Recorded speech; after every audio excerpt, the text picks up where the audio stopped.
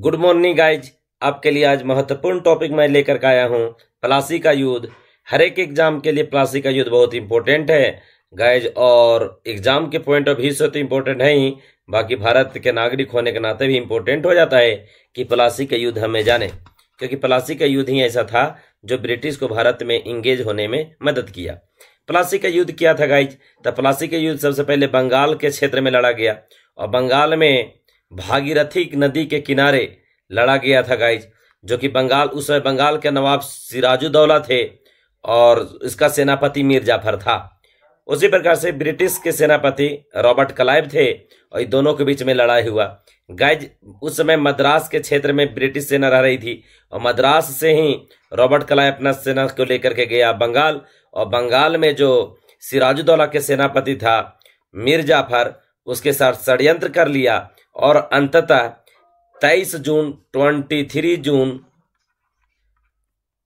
1757 को ये युद्ध लड़ा गया, और इस युद्ध में रॉबर्ट क्लाइव ने मीर जाफर को पराजित कर दिया।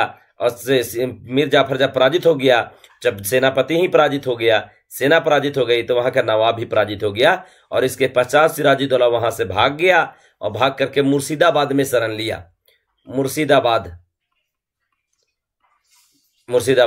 और इसी मुर्शिदाबाद में शरण लिया।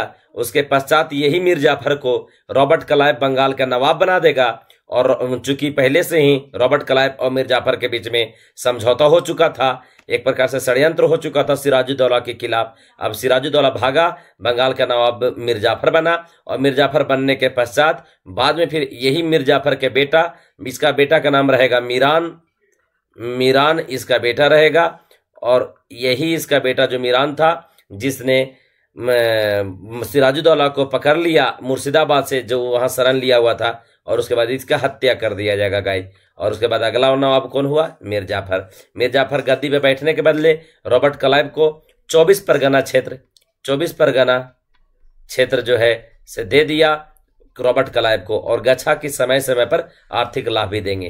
तो ये आपके लिए इंपॉर्टेंट जो है से नॉलेज था गाइज, इसको आप ध्यान में रखिएगा। और हमारा वीडियो अच्छा लगता है तो बिल्कुल शेयर करें ना भूलें। Thank you.